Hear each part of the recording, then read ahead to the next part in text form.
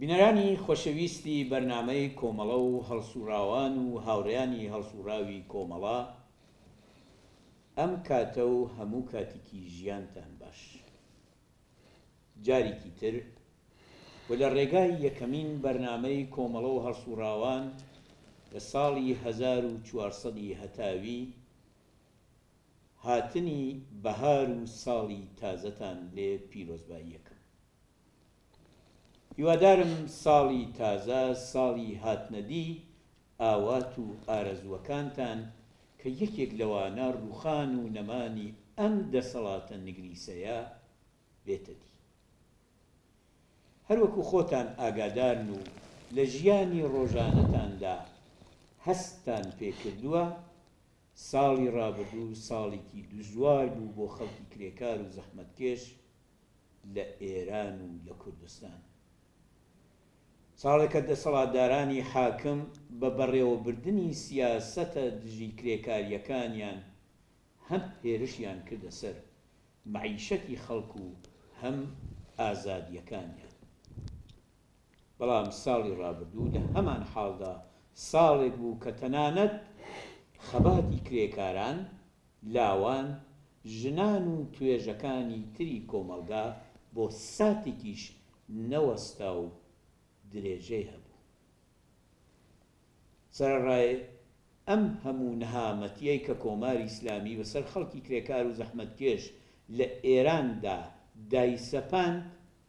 لە یەکەمین ڕۆژی ساڵی تازە خامنەیی جارێکی تر لەسەر سیاسەتە ماڵوێرانکەرەکانی ئەم ڕژیمە تێدا بوو. بۆ لێکدانەوە و چاوخشانێک بەسەر ڕووداوەکانی ساڵی ڕابردوو قسەکانی خامنەیی لە ساڵی تازەدا، میوانداری هاوڕێ حەسەن ڕەحمانپەنا ئەندامی کۆمیتەی ناوەندی کۆمەڵەن. فەرموون بینەرمان بن. هاوڕێ حەسەن، زۆر سپاس بۆ بەشداریت لەم بەرنامە. سپاس بۆ ئێوە کاک فەرهاد، بۆ هاوکارانتان. سڵاو هەیە بۆ بینەرانی تەلەڤیزیۆنی کۆمەڵە. ئەگەر ئیجازە بدەی هەر لەم سەرەتای دەستپێکی بەرنامەوە منیش پیرۆزبایی هاتنی نەورۆز و ساڵی تازە لە هەموو خەڵکی کوردستان و هەروەها بە تایبەت لە بینەرانی تەلەڤیزیۆنی کۆمەڵە بکەم. زۆر سپاس بۆ ئێوەی عەزیز. هەرچەند قسەکانی خامنەیی سەرنجڕاکێشە و لە درێژەی بەرنامەکە حتمەن ئەچینە سەرەوە قسانە، بەڵام ئەمەوێ بەر لەوە لە ڕوانگایەکی گشتیەوە سەیرێکی ڕووداوەکانی ساڵی 1399 بکەین و بزانین تایبەتمەندیەکانی ساڵی 99 لە ڕوانگای ئێوە کامانە. ئەوەی ڕاستی بێت ساڵی 99 ساڵێکی زۆر ناخۆش بوو، نەتەنیا بۆ خەڵکی ئێران و کوردستان و تەنانەت ناوچەکە، بەڵکو بۆ خەڵکی هەموو دنیا. ئەویش بەهۆی بوونی ئەم پەتا ماڵوێرانکەرەوە کە گیانی چەند ملیۆن ئینسانی گرت، بە ملیۆنان کەسی دیکەی توش کرد، زەرەروزیانێکی زۆری لە مرۆڤایەتیدا و بەداخەوە تاکو ئێستەکانی شەر ئیدامەی هەیە. لە ئێرانیشە بەهۆی ئەو سیاسەتانەی کە جمهوری ئیسلامی گرتێ پێش، هەر لە ڕۆژی ئەوەڵەوە ئینکارکردنی مەسئلەی کۆرۆنا، دواتر کەوتیان ئەوە هەواپەیماکانی ماهان هەر لە یوهانەوە هاتوون، قم یەکێ لەو جێگایانە بووە کە تەلەبەعایەکیان هێنا و لەوێ و سەرایەتی کرۆ جمهوری ئیسلامی ئینکاری کرد. لە سەرەتاوە بە ئینکار بوو، دواتر بە داپۆشینی حەقیقەتەکان لەوەی کە ئاستی چۆنە، و دواتر بە سیاسەتێکی نائینسانی دیکەی کە گرتیە پێش لەوەی کە ئیمکاناتیان لە اختیار نانان، خەڵکیان لە زۆر شوێنی دیکە قەرەنتینەیەکی لەو ڕێگایە نەبوو کە بەرگری لە بڵاوبوونەوەی ئەو نەخۆشیە بکەن، ئەوەیان نەکرد. بەجێی پەنابردن بۆ ئیمکاناتی پزیشکی و زانستی خەڵکیان ڕێنوێناییە کرد بڕۆن بۆ سەر قەبری ئیمام ڕەزا و مەعسوومە و کێو ئەوانە و کۆنەپەرستیان جارێکی دیکە گەشاندەوە لەو کۆمەڵگایەدا، و ئەوانە هەمووی بوو بە باعیسی ئەوەی کە ڕێژەی زەرەروزیان لە ئێرانە بە نیسبەتی جەمعیەتی لە ئاستێکی زۆر لەسەرەوەیە. ئەوە موسیبەتێکی گەورە بوو کە هۆکارەکەی لە ڕاستیدا خودی جمهوری ئیسلامی بوو، ئێستەیشی لەگەڵ بێت. تا ئێوە گەتمەشا بکەن زۆر جار مەسەلەن دەڵێن ئەوە سەروبەندی نەورۆزە، لەو حاڵەتەدا 14-15 دانە ئوستان سوورن، چەند دانە ئوستانی تر زەردن، بەڵام حازر نین قەرەنتینە ڕابگەێنن. حاضر نین بەری هاتوچوو بۆ ئەو ئوستانانەی کە بە قەولێک سەوزن نەیڵن خەڵک بچێتە ئەو ئوستانانەوە لاقل خەڵکەکەی دیکە جیرۆ دەنەبێ هەمووی ئەوانە نیشانی یەک شتمان پێ نیشانەدا ئەویش ئەوەیە کە نەخۆشینی کۆرۆنا لە ڕاستیدا ئیمکان بوو بۆ جەمهوری ئیسلامی فرسەت بوو بۆ جەمهوری ئیسلامی ئەگەر بۆ خەڵکی دیکەی ئێران موسیبەت بوو بۆ جەمهوری ئیسلامی فرسەت بوو ئەم فرسەتە بەری ناڕزایەتی و بەری کۆبوونەوەکانی بۆ ئەوە بەکاریان هات کە نێڵن خەڵک کۆ بێتەوە بەڵام کۆرۆنایە پۆلیس کەونی گیانی خەڵکو و لیاندەن و عەزیەتیان کەن و کۆڵبەر بکوژن و سوختبەر بکوژن و بۆ ئەوە بەکاریان هات بەڵام بۆشتی دیکە بەریان بۆ چۆڵکردن بۆ ئەو شوێنان دیکە بۆیە گەورەترین بە باوەڕی من موسیبەت لە ساڵی 99دا لە ساڵی ڕابردوودا مەسئلەی کۆرۆنا بوو جیا لە مەسئلەی کۆرۆنا هیچێکی تر لەو خاڵانەی کە لە ڕاستیدا ئەویش هەر موسیبەت بوو درێژەی محاسرەی اقتصادی بوو کە خودی محاسرەی اقتصادی هەمووی خۆ ئەوە نییە هەر لەسەر ئەستۆی غەرب و ئەمریکا و وڵاتانی دیکە بێ مەحسوولی سیاسەتێکە کە بووە بە باعثی ئەو محاسرەی اقتصادیە یعنی جەمهوری ئیسلامی دەوێت وان نیشان بدە کە ئەوە هەموو تاوانباری غەربە تاوانباری ئەمریکایە و ترامپە و وڵاتانی ئوروپایی و ئەوانە بوون بە هۆکاری ئەوەی کە محاسرە ببێ بەڵام باسی ئەوە ناکە ئەی موشەکە دووربردەکانی خۆی کە ئەم ڕۆژانە دەرکەوتووە کە ئەوان تەنانەت ویستویانە بە پێی ڕۆژنامەیەکی ئەمریکایی کە لە جەرەیانی کوشتنی قاسمی سولێمانیدا هەتا ڕوو لە ئەمریکا تەقینەوە بکەن بۆ شوێنی دیکە موشەکەکانیان بەکاربێنن ئەوانە ناڵێن کە ئەوان پەرەپێدەری ترۆریزمن لە ناوچەکەدا ئەوانە ناڵێن کە سووریە و یەمەن و لوبنان و فلستین و ئەفغانستان و عێراق و بەعام ناوچەکەیان کردووە بە پۆلیۆکی ئاور و بەشێک لەو محاسرەی اقتصادیانە بەهۆی ئەوەیە کە ئەوان دەیانەوەی پاشەکشێ بە جمهوری ئیسلامی بکەن طبعاً ئێمە هیچ کاتێ دیفاعمان لەوە نەکردووە و تومانە تاوانی زیادە ڕەویەکان و زیادە خوازیەکانی کۆماری ئیسلامی نابێ خەڵکی ئێران بیدا هەمیشە ئەومان حکوم کردووە بەڵام ئەوە بوو بە باعثی ئەوەی کە سفرەی خاڵی خەڵکی ئێران لە ساڵی ڕابردوودا هەرچی زیاتر خاڵی بێ بێ ئیمکاناتێکی زیاتر ڕووی کردە و خەڵکە فەقر هەژاری بەدبەختی منداڵانی خیابانی ژنانی لەشفرۆش ئاعتیاد بە مەوادی مخەدر هەمووی ئەوانە بە چەند قات بەداخەوە لەو کۆمەڵگایەدا چوونە سەرەوە ژیانی خەڵکی تاڵتر کرد لە پەنای ئەوەشدا خاڵی سێهەم ئەتوانم بێڵێم مەسئلەی زەقبوونەوەی زیاتری دیکتاتۆریە استبدادێکە کە لە بەرابەر خەڵکێکی ناڕازیدا هیچ ئامرازێکی دیکەی بەدەستەوە نەماوە یتر ئەمڕۆ کە جمهوری ئیسلامی بە ئیدئۆلۆژی ئیسلامی ناتوانێت خەڵکە خەڵەتێنێ ئەوە عقایدی ئیسلامی نییە و تەنانەت ناسیۆنالیزمی ئێرانیەکەیشی نییە کە بتوانێت بە فریایەوە بێ بەڵکو تەنها مەسئلەی سەرکوتە مەسئلەی دیکتاتۆری و ئیستبدادە کە بینیمان ئێمە لە ئابانی ساڵی ڕابردوودا 98دا لە دەیمان شەشدا ئەوان چ جنایەتێکیان کرد بنابەرین ئەوەیش بەو لە حەزەوە تونتر بووە بەڵام لە پەنای ئەم سێ خاڵە منفیەکە لەسەر ژیانی خەڵک و کۆمەڵگای ئێران ئەتوانین بڵێن بوو یەک خاڵی مثبەتیش بوو ئەویش قوڵبوونەوەی زیاتری خەباتی چینایەتی ئیجازە فەرمون بە پرسیارەکان سەرەڕای هەموو ئەو نەهامەتیانەیە کە کۆماری ئیسلامی بە خەڵکی ئێران بەعام و خەڵکی کرێکار و زەحمەتکێش کە بۆ خۆتان ئاماژەتان پێدا سفرەکانیان خاڵی تر لە جاران بوو خەباتی کرێکاران و خەڵکی زەحمەتکێش و لاوان و ژنان و ماڵباختەکان و هەموو ئەوانە لە ئاستێکی بەرینە لە ساڵی 1390 درێژەی هەبوو ئەم خەباتە ئێوە کە خەریبوون ئاماژێ پێ بدەن چۆن پێناساکە بە باوەڕی من ئەم خەباتە لە ساڵی ڕابردوودا هەر ئەو ناوەندە کرێکاریەکان دانیشگاکان بزوتنەوەی ژنان بزوتنەوەی شۆڕەژگێڕانەی کوردستان هەمووی ئەمانە ناڕزایەتی مامۆستایان واتە معەلیمین ناڕزایەتی فەرمانبەران ماڵباختەکان و بازنشستەکان و هەمووی ئەوانە پێناسەی من بۆ ئەو خەباتە کە دەیشویست ئەرسانی بکەم ئەوە بوو کە ئەم خەباتە تعمیق بوو قوڵ بووەوە و ئاستی وشیاری سیاسی خەڵک زیاتر چوەتە سەرەوە دەرکی تەبەقاتی دەرکی چینایەتی دەرکی ئەوەی کە نەتەنها جمهوری ئیسلامی تەنانەت بەشێک لە باڵەکانی تری بۆرژوازی ئێرانیش ڕێگا چارەیەکیان بۆ دواڕۆژی ئەو خەڵکە پێنیە خۆی نیشانداوە با نمونەهایەک لەوە باس بکەیت مەسەلەن هەر ئەوەی کە لەو ڕۆژانەدا ئێمە شاهدین کوڕی شا ئێستا کارم بەوە نییە کە لە خەون و خەیاڵی چیا خەریکە دەژی و شازادە شازادەی پێ دەڵێن و ئەوانە دەبێ بە کۆماری خواز دێت و باز دەوە دەکات دەبێ من تەرەفداری سەڵتەنەت نیم و دەبێ کۆماری ببێت و فڵان بێت و چی بێت و ئەوانە ئەوە حاصلی چییە خۆ حاصلی عاقڵبوونی ئەو نییە حاصلی ئەو خەبات و مبارزە و ناڕزایەتیە کە لەو کۆمەلگایەدا هەیە بەڵام خەڵکی ئێران و خەڵکی ڕۆژهەڵاتی ناوەڕاست دەزانن لە وڵاتانی دیکتاتۆریدا تەفاوەتی ئستبدادی سەڵتەنەتی لەگەڵ ئستبدادی کۆماری نییە. حوسنی مبارەک 30 ساڵ ڕئیس جمهور بوو، سەدام حوسێن 30 ساڵ ڕئیس جمهور بوو، قەزافی هەر وەکتر، عەلی عەبدوڵڵا ساڵح هەموو دیکتاتۆرەکانی ئەو منتەقە خۆناویان کۆماری بوو. ئەسەد بە خۆی و بە بنەماڵەکەی خۆ جمهوریە، خۆ سەڵتەنەت نییە. بنابەرین لەم نەوعە سیستمانەدا سیستمێک بە ناوی جمهوری و سەڵتەنەتی هیچ معنایەکی نییە بۆ خەڵکی ئێران. ئەوەی کە ئەوان دەیانەوێ ڕەنگ بگۆڕن و بە نەوعێکی دیکە نظامی کۆماری یا نظامی سەڵتەنەتی بە خەڵک نیشان بدەن کە گوایە مافی ئەو خەڵکی تێدا دەدەن، ئەوە ترس دە و ئێعتراز و ناڕەزایەتی و خەباتەیە کە ئەمڕۆکە لە کۆمەلگای ئێران و کوردستانە هەیە. ئەوە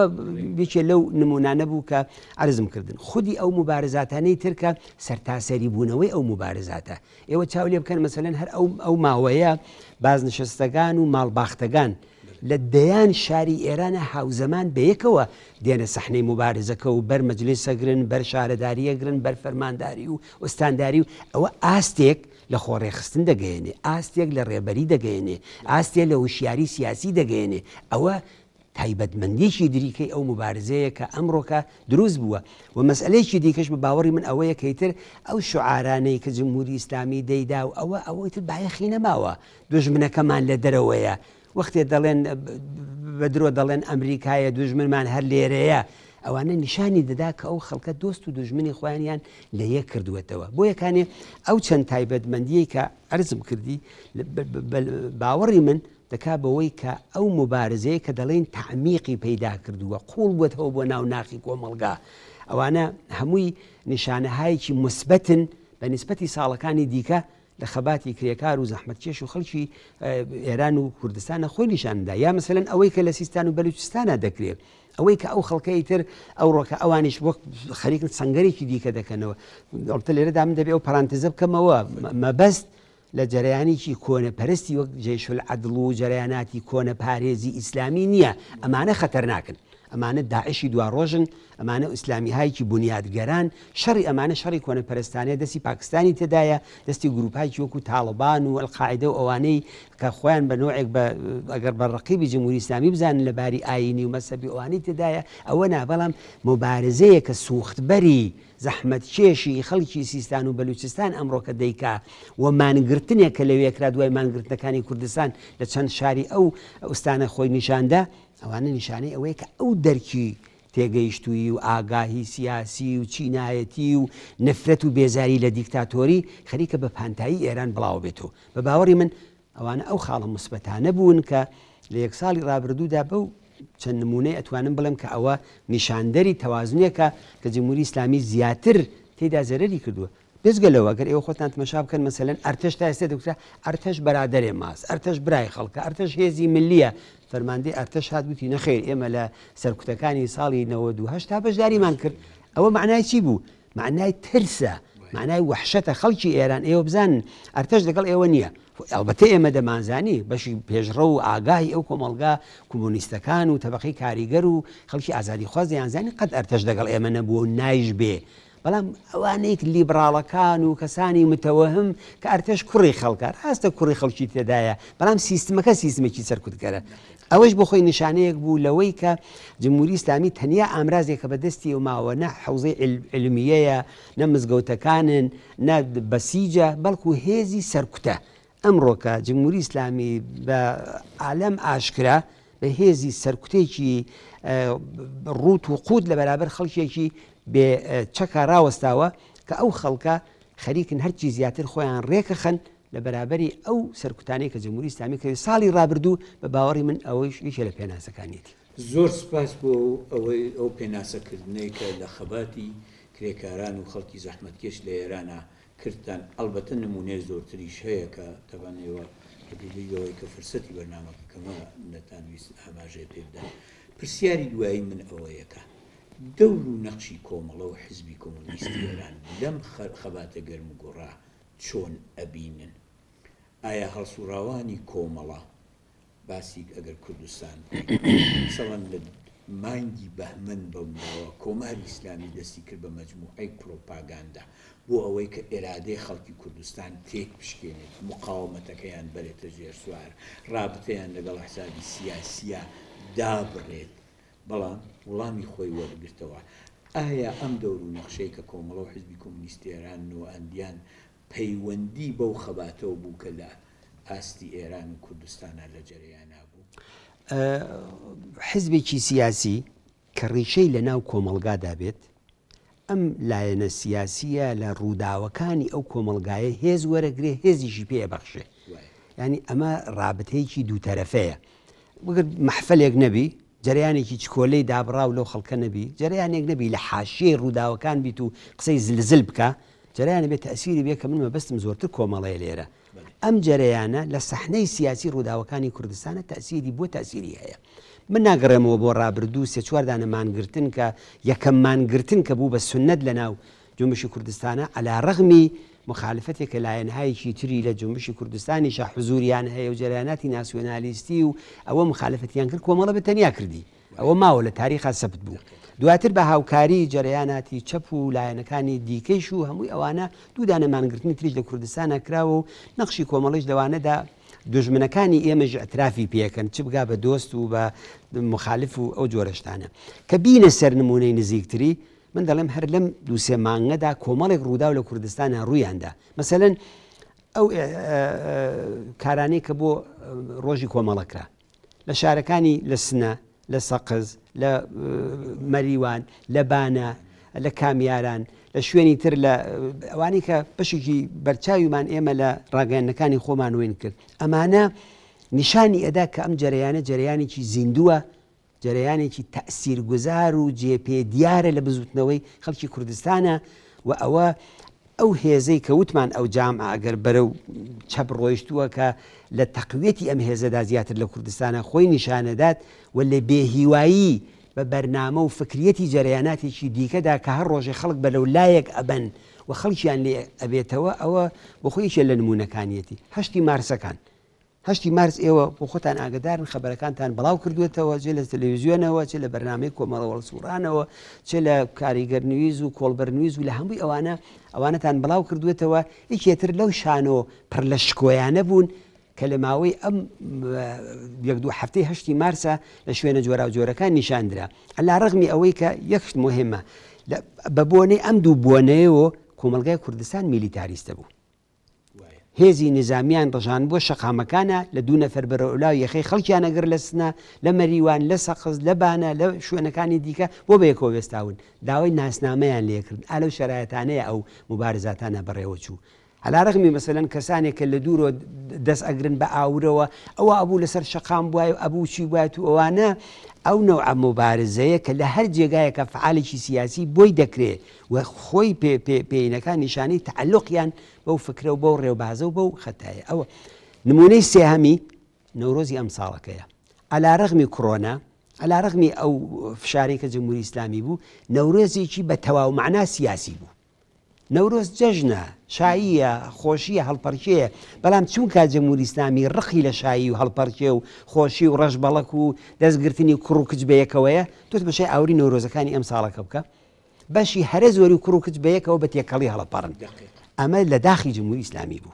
ئەمە جواب بە فەرهەنگی کۆنە پارێزی ئیسلامی بوو. دەستیان خۆش بێ، نەورۆزیان 100 جار لێ پیرۆز بێ و ئەوەیشێکی تر لەو نمونانەی بوو، بە تایبەت لە شوێنهایەکی مەسەلەن سنە و مەریوان و شوێنەکانی دیکەش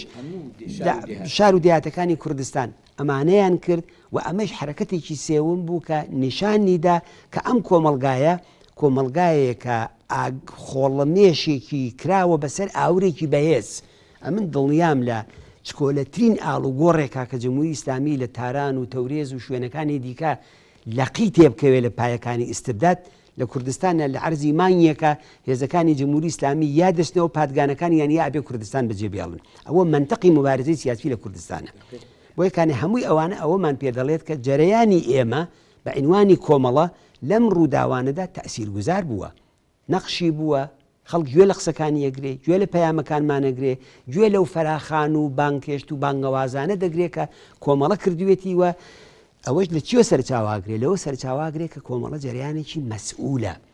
کۆمەڵە جەریانێک کە خەڵک بەسەر شت بە تەڵە ناپەڕێنێ، خەڵک ئومێدەوار ڕناگرێ خەڵک ناباتە ئاستی کێشەیەکیشەوە کە ئێستا کوێ کاتەکەیشی نهاتووە بۆ یەکانێ مەسئولانە ڕفتارەکە لەگەڵ ئەو بزوتنەوەی لەگەڵ ئەو خەڵکە و بە دروستی پیان دەڵێ و خۆشی بەشدارە تێدا لە هەمووی ئەوانەدا ئەوانە هەمووی نیشانی دەدات کە کۆمەڵە لە کوردستانە جێپەیەکی محکەمی هەیە و بە باوەڕی من لە ئەرزی ئەم 1-2 ساڵی ئەخیریشدا جێپەی چینایەتی سیاسی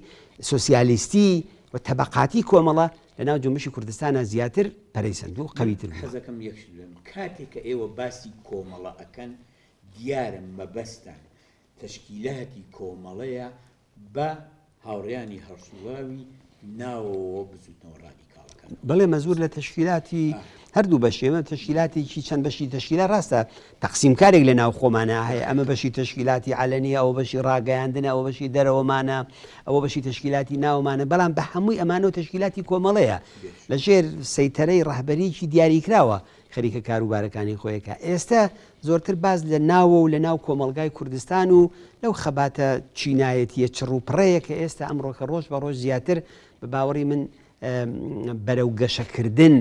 لە تەقابڵ لەگەڵ جمهوری ئیسلامیدا دەڕوە مەبەست زۆرتر ئەو بەشەی ناوە بوو لە ڕووداوەکانە من تەبەن ئەزانم شتی تریش ڕووی داوە کە دەور و نەخشی کۆمەڵی تیا هەر بەرچاو بووە ئەوە فرسەتی زۆرتریشمان هەر پیا بۆ پیا بێت کە بتوانین لەسەرەوانیش قسە ئەگەر ئیجازەم بدەی من لە سەرەتای بەرنامەکە ئاماژەم بەوەدا کە خامنەیش سەرڕای هەموو نەهامەتیەکانی ساڵی ڕابردوو کە بە خەڵکیان بەسەر خەڵکیاندا داسەپان بەڵام خەڵک مقاومەت و خۆڕاگری کرد لە سەرەتای دەستپێکی ساڵی 1400دا قسەی کرد چەند بوار لە بوار یابووریەوە قسەی کرد ئەم ساڵی پێناسە کرد سیاسەتی دەرەوەیی باس کرد چووە سەر مەسەلەی شانۆگەری هەڵبژاردن دەور و نەخشی تۆڕە کۆمەڵایەتیەکان هەمووانەمان ئێوەش بیستوتانە و چاوتان لێکردووە ئەو قسانەی خامنەی چۆن پێناسا ئەکەن یانە چۆن لێکی ئەدەنەوە بە باوەڕی من خامنەی حەولیدا تەسویرێک لە کۆمەلگای ئێران بدات کە هیچ کەسێک حتا لە دەست و پەیوەنەکانی خۆشی لە کەسە نزیکەکانیشیان باوەڕیان بە قسانەی خامنەی نییە بەڵام خامنەی دەبێ وا قسە بکە وەک هەر دیکتاتۆرێکی دیکە وەک هەر مستەبدێکی دیکە دەبێت تەسویرێکی باش بدا تەسویرێکی ئومیدەوار کنەندە بدا تەسویرێکی خۆشبینانە بدا ئەینا هەر ئەو ڕۆکە خودی بانکی مرکزی ئێران ئامارێکی داوە کە من هەستەکەم بەشێکی جوابدانەوەی بە قسەکانی خامنەی دەڵێت ئەو ئامارەی ئەوەی کە بانکی جیهانی وتبووی لە یەک ساڵی ڕابردوودا ڕکوردی اقتصادی یا ئەوەی کە ئەم بحرانی اقتصادیە لە ئێرانە لە ئاستی 36 و 38% ئەوە کەمە بەڵکو 6% لەوە زیاترە لە کۆمەلگای ئێراندا و ئەو ڕۆکە خودی هەر ئەوان دەڵێن 50% خەڵکی ئێران لەژێر خەتی فەقراژی ئەوە قسەی خۆیان دەڵێن ئامارهای غیرە دەوڵەتی دەڵێ 70% لەوانە لەژێر خەتی فەقراژی خامنەیی و لەگەڵ ڕوحانی دەڵێن اقتصادی ئێران 4% گەشەی کردووە کام ئامار ئەوە دەڵێ یعنی بەپێی هەمووی ئامارەکان قسەکانی خامنەیی درۆیە ئەوە یەک دووهەم ئەوەی کە خامنەیی وەکو هەر دیکتاتۆرێکی دیکە لە وڵاتێکی ئیستبدادیدا لەسەر اقتصاد خاوەن نەزەرە لە سیاست خاوەن نەزەرە لە ئیدۆلۆژی خاوەن نەزەرە لە دانیشگا و زانکۆکان و لە هەموو شتێکە خاوەن نەزەرن لە سوورەتێکا تۆ لە وڵاتانێکی دیکەدا بۆ هەر کام لەوان ئەگەر وەزیری اقتصادیان داناوە وەزیری اقتصادیان ێسار نەزەرەکە ئەگەر کەسێکی تریان داناوە مەسەلەن وەزیری فەرهەنگە وەزیری فەرهەنگەکەی دێ لەسەر ئامۆزش و پەروەرش قساکە بەڵام لە وڵاتانێکی ئیستبدادی وەکو ئێران و وەکو وڵاتانی ڕۆژهەڵاتی ناوەڕاست و ئەوانە ئەو کەسەی کە بەناو نەفەری یەکەمە کە بەرپرسایەتی یەکەمیشی هەیە لە هەمووی ئەو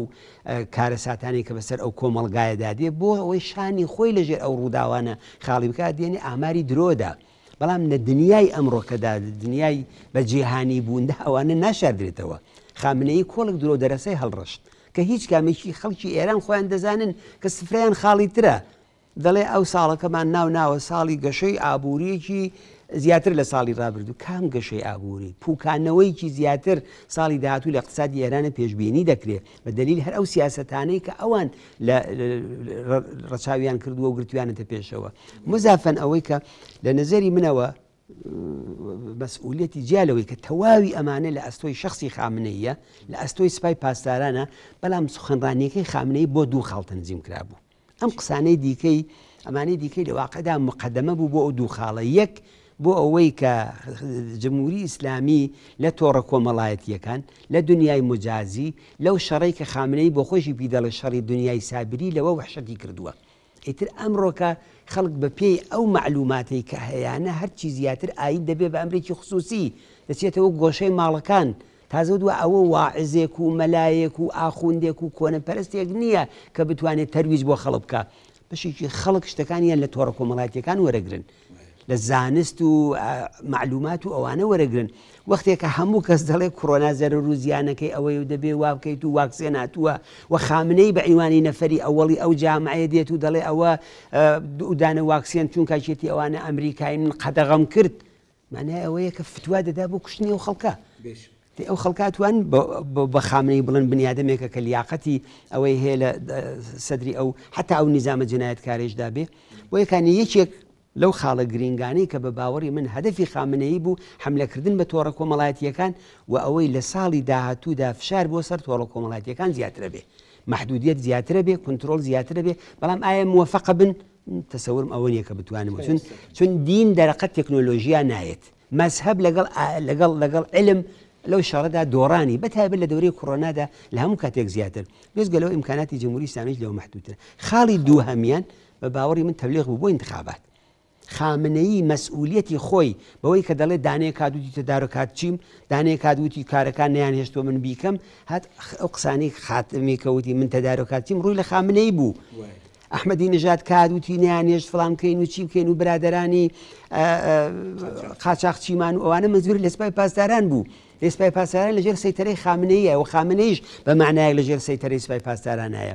ئەو هات خەریکە ڕێگا بۆ ئەوە خۆشەکات کە سەردارێک لە داهاتوودا بک بە ڕێی جمهور کە پێی وایە مەسەلەن عنسوری وەکو ڕەزاشایان بۆ پەیدا دەبێت دوای ئەوەی کە کودەتای کردووە هات و لەو شەراتەیە کە ئاسان قابلی مقایسە نییە ئێرانی ئێستا لەگەڵ ئێرانی 100 ساڵ لەوە پێشتر کەسێکی وا پەیدا دەبێت لەژێر سەیتەرەی خامنەیە ئێران دێنێتە ژێر ڕکێفی خامنەی تەبلیغی بۆ انتخاباتی داهاتوو کرد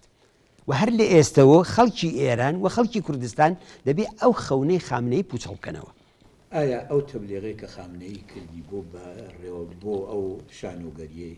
ساڵی داهاتوو نیشانەی ئەوە نییە کە ئەو نیگەرانە لەو بابەتەوە خەڵک جەماوەری خەڵکی ئێران چون لە دوی ئسفەندی ساڵی ڕابردوودا مەبەستم 2 ساڵی ڕابردووە وەختی هەڵبژاردننی بەناو پارلەمان کرا لە ئێرانە لە جێگەهایەک 13% لە خەڵک بەشداریان هەموو ئەوانە پێمانی وت کە ئەم هەڵبژاردنەی سوپای پاسدارانیە کە ساڵی داهاتووە کردێ زیاتر لەوە خەڵک بایکوتیەکەن پێتوانیە بەشێکی نیگەرانیەکە 100% نیگەرانیان لەوە هەیە بەڵام جیا لە مەسلەی بایکۆتەکە نیگەرانیشیان لە ئەوزاعی ئێرانە نیگەرانیان لە وەزیەتی اقتصادیە نیگەرانیان لە ناڕەزایەتی کۆمەڵایەتیەکانە نیگەرانیان لە سەرهەڵدانی بزوتنەوەیکی ئەترازی جەماوەریە وەکو 96 و 98 و زۆر بە گڕوتینتر لەوانە بۆ یەکانە جمهوری ئیسلامی خەریکە ڕێگا خۆشەکە بۆ نمونە مەسەلەن تۆ تماشاکە لە ئەردی دووسێ مانگی ڕابردوودا زیاتر لە 100 کەس لە فعالین و چالاکانی مەدەنیان لە کوردستانە گرتووە ئەمە ترس دەچی بوو ترس لە 8 مارسە ترس لە ڕۆژی کاریگەرە ترس لە نەورۆزە ترس لە بێڕەونەقی انتخاباتێکە کە ئەوانە بە خەڵکەڵەن مەسنە بەناو ئەم سنووقی دەنگدانانە یارانە و نازانم چیوانتان لێ نابڕن ئەوانە هیچی بەبووی بای پوچێکە ئەوە هیچ نییە بۆ یەکانە با خامنەیی هەم نگەرانی ئەو سەرهەڵدانە جەماوەریەیە چون دەزانێت نوچی حملەکان لە خۆیەتی لە هەموو جێگایەکە ئەوەڵ کەسێکە کەوێتە بەر پەلامار دیکتاتۆرە مستەبدەکەیە جایتر وڵاتانی خاورمیانە هەمووی نیشانی دایتر کە چیان بەسەری تو جیا لە هەموو سەروەت و سامان و ماڵ و ئەوەی دزیویان و ناویانە بەیەکەوە دەچێت سەریشیان دەچێت لەوی نادەخۆ پەناگایکیشان نییە کەسانێکی ئاوا نمونونەکانی دەبینێتەوە لەینە لاشی دیکەیشەوە شکستی ئەو بەناو هەڵبژارنێکە قەتعیە بە نظری من قەتعیەن ئەوان شکستی تێدا دەخۆن مەسئولیەتی مستەقیمەکەی لە پای خامنەیە خامنەی دەبێت لە ئێستەوە کاری بۆ بکە دەبێت وعدە بدا دەبێت خەڵک دڵخۆشکە بەڵام خەڵکی ئێران دوای 42 ساڵ بەچی جمهوری ئیسلامی دەبێت دڵخۆش بن بەو هەموو جەنازەی کە لە ڕۆڵەکانیان کراوە بە شەڕی ئێران و عێراق بە قەبرستانەکان بە خاوەرانەکان بە ئەوەی خۆیان ناویان ناوە لە عەنەدا بەکوێ بەچی دڵخۆش بن بەم ڕژیمە بەوەی کە ئێران بووە بە قەبرستانێکی گەورە بە گۆڕخابی بە ئەتیادی بە ملیوێنی لەشفرۆشی بە کاری منداڵان ئەوە کارنامەی خامنەییە وەکانی کەسی ئەگەر تەوهمێکی ببێ بەو ڕژیمە ئەوە نەک جارێک بەڵکو دەیان جاریکە کڵاوچێتە سەری و ڕێگاکەی ئەوە نییە ئەوە نیگەرانیانەی وە خامنەیی و حەقیە بەڵام بۆ خەڵکی ئێران دەبێت ئەو نیگەرانیانەی لێ خۆکەنەوە بەشداری نەکردن لە ئینتخاباتە بەناو ئینتخابات کە تەمان قەت ئینتخابات نەبووە و جوابێکی بەڕاستی مشتێکی محکەمدان لە دەم ئەو ڕژیمە کە ئێمە تۆمان ناوێ جوابی خەڵکی ئێران دەبێت ئەوە بێ لەو بەناو هەڵبژارنیش بەپێ ئەو قسانەی کە کردان بەپێ ئەو تایبەتمەندیانەی کە ئاماژەتان پێدا چ لە نەهامەتیەکانی کە کۆماری ئیسلامی بەسەر خەڵکی ئێرانایدا چ لە تایبەتمەندیەکانی خەباتی خەڵکی کرێکار و زەحمەتکێش لە ئێرانە سەراسەری بوونەوەی اعتراضات و بوونی ناڕزایەتی و لە مەیدانابوونی چینی کرێکار دەوری نەخشی کۆمەڵە حیزبی کۆمۆنیستی ئێران و بەتایبەت کۆمەڵە لە کوردستان کە مەبەستی ئێمە بوو ئاماژەمان پێدا بە هەموو ئەوانەوە و هەروەها قسەکانی خامنەی پێتان وایە ساڵی ئەم ساڵ یعنی ئەم ساڵێکە ئێستا دەستمان پێکردەوە ئەمە ئەوڵین بەرنامەی کۆمەڵە سوورهاوانە چۆن ساڵێک دەبێت لە کەشمەکەشی بینی خەڵکی کرێکار و زەحمەتکێش و کۆماریستان من پێشترش عەرزم کردن پێم وابێ لە باری ئابووریەوە فشارێکی زیاتر بۆ خەڵک دێ پێم وابێ جمهوری ئیسلامی ناتوانێت هیچ دەریچەیەکی ڕۆشن بۆ هیچ نەهادێک و ناوەندێک و خەباتێکی جەماوەری کرێکاری ئازادی خوازانە ڕووناکبیری معەلیمان هیچ کام لەوانە بکاتەوە بەڵکو بە قسەکانی خامنەیدا دەردەکەوێت کە ئەوان زیاتر لە ڕاستیدا پێچوومۆرەکانی خۆیان تون دەکەنەوە چ بۆ ئینتخابات کە حولەدە نازانم ئەوە چەندێک بۆیان سەر بگرێ مەسەرەن سپاییەک بێنن بە سپایەکی شیچێک ناکرێت خۆ لە بیرمان نەچێ ئەحمەدی نەژادیش خۆ سپاییە ڕوحانی مۆرێکی ئەمنیەتیە دانە دانەیان ڕەفسنجانی کارنامەی ینی تا ئێستا خۆ مەسەلە هەرەوەنی حتمەن لیباسی سەرداری بە قەولی خۆیان لە بەرابوو بێ هەموویان ئەوانەی کە بە عنوانی ڕێی جمهور هاتوون لە ڕەجایی و باهونەرەوە کە هاتوون گشتیان جوزی مۆرەهای ئەمنیەتی بوون هەتاکوونی ئاخردانەیان کە ئێستا ڕوحانیە و خۆی ڕئیسی شورای ئەمنیەتی ملی وڵات بووە ساڵها جوزویکی لە جنایەتکارەکانیان بوو بۆی ئەوە تەغییرێک لە ماهیەتی مەوزوعەکەدا نادا ئەوان دەیانێت فەزاکەی پێ نیزامیتر بکەنەوە بەڵام بە هەمووی ئەمانەوە کە ئەوەیشیان بۆ بچێتە پێشەوە بیشی بەنە پێشەوە نەیشی بەنە پێشەوە من لام وایە لە نەزەر جمهوری ئیسلامیەوە چکۆلەترین شلکردنەوەیەک لە فەزای سیاسیدا گوڵۆڵی زیاتر ئەخاتە لێژی و ئەوە منطقی مبارزەی سیاسی لەگەڵ دیکتاتۆرەکانە بۆچی ئەوان تەن بە ئیسلاحات نادەن بۆ یەکانە ئیسلاحات تەواو نابێ ئیدامەی دەبێت تاکوونی ڕووخاندن شای ژوا بوو ئەیباتە سەرەوە شاکە دەستی پێکرد ئەم وەزیری گۆڕی ئەوی تری گۆڕی ئەوی تری گۆڕی تا نهایەتن خۆشی مەجبور بوو بڕوات و نخست وەزیرەکەی تریشی بەختیاریش کە ئەوەی بەسەر هات ئەوە منطقی مبارزەی سیاسی لەگەڵ هەموو سیستمێکی دیکتاتۆریە ئەوە بۆ لە حازەوە من لام وایە ئەمان کۆتا نایەن مەجال ناکەنەوە بەڵام ئەوەی کە پێمان نیشانەدات ئەوەیە کە مەسەلێکی فارسیە ساڵێکی نیکوس ئەس بەهارش پەیداست سەرەتای بەهاری ئەم ساڵ و ڕێوڕسمەکانی نەورۆزی بەتایبێت لە کوردستانە ئەوەمان پێ نیشان دەدات کە ئومێد زیاترە هیوا زیاترە یەکگرتووی زیاترە دڵخۆشی زیاترە عەلاڕەغمی ئەوەی کە فەقیری و هەژاری و ژیانی کۆڵبەری و ژیانی مەمرە و مەژی زیاترە بەڵام ئومێد بە دوا ڕۆژ زیاترە ئێمە کار بۆ ئەواکەین ئێمە ئومێدەوارین بەوە دەبێت کار بکەین وە لە عینی حاڵیشدا ئێمە کار بۆ ئەوە دەکەین کە بەبێ دەخاڵەتی خۆمان تەغییر لە ژیانە دروست نابێ تەغییر مەحسوولی کردەوەیە ئینسان دەبێت کردەوەش بە فەردی هیچ بایەخێکی نییە کردەوە ینی جەمعی ینی سازمان ینی دروستکردنی ڕێکخراو بۆ یەکانی ئێمە لە ساڵی داهاتوودا ڕێکخراوەهای نهێنی خۆمان تەشکیلاتی شوێنی کار و ژیانمان پەرە پێدەین حەولە دەین بۆ دروستکردنی ڕێکخراوەهایکی زیاتری جەماوەری ڕێکخراوی کرێکاران ڕێکخراوی ژنان ڕێکخراوی لاوان ڕێکخراوی معەلیمان ئەو ڕێکخراوانەی کە هەن قسەم لەسەر شوراهای ئیسلامی و ئەوانەی کە بەڕاستی سەر بە حکوومەتن یا خانەی کاریگەر و ئەوانە نییە بەڵام بەدەیان ڕێکخراوی تری کومیتەها و ناوەندهای کرێکاری و معەلیمان و بازنشستەکان و ئەوانە هەن ئەوانە بێ پەرەیان پێ بدرێ ئەوانە لە ڕاستیدا کۆکەرەوەی ئەو خەڵکن بۆ مبارزەیەکی یەکگرتوانە لە عەلەیهی جمهوری ئیسلامی وی ئەوە کارێکی ئێمەیە لە کوردستانی شاوە بێزگەلەوە خاڵێکی ترکە بەلای منەوە گرینگە ئەویش ئەوەیە هاوسەرنوویشتی خەڵکی کرێکار و زەحمەت کێشی کوردستان لەگەڵ هاوسەرنوویشتی خەڵکی ئێران نابێ بێڵین لەم بابەتەوە کەلێنێک دروست بێ تەجربەی هەموو کوردستانەکانیش ئەوەمان پێ دەڵێ کوردستانی سووریا چاو لێ بکەن کوردستانی سووریا ئەلئانیش خودی دەوڵەتی لەگەڵ مەسەلەن لەوە گەڕێن وڵاتانێکی ئیمپریالیسی بە مەقسەد و مەبەستەکانی خۆیان و هاتوون ئەوانە ئەگەر خەڵک لە پایتەخت و لە شوێنەکانی دیکە دیفاع لە بزوتنەوەی کوردستان لە شوێنی کار و ژیانی خۆیان بکەن چەند قات ئەو مبارزات چێتە پێشەوە کوردستانی عێراق چاو لێ بکەن على رغم رفراندوم وچی وەزیێتیان بەسەر وەزیێتە ئەو حکوومەتێن ئەو جەرەیانی ئەحزابی ناسیۆنالیست لێرە ڕۆژە 100 جار دەستنەوە بارەگای بەغاو چۆی ئەوانە خەریکن ماچەکەن دەی باشە با ئێمە لەگەڵ خەڵکی کرێکار و زەحمەتکێش و خەڵکی ئازادی خواز و بەرەی چەپ و سوسیالیستی ئەو کۆمەلگایە بۆ وەدیهاتنی حکوومەتێکی کرێکاری حکوومەتێکی ئینسانی حکوومەتێکە وەکو هیچ کام لەمانە نەچێت کوردستانی تورکیە چاو لێ بکەن هەمووی ئەوانە ئەو تەجروبە ئەوەمان پێنیشانەدا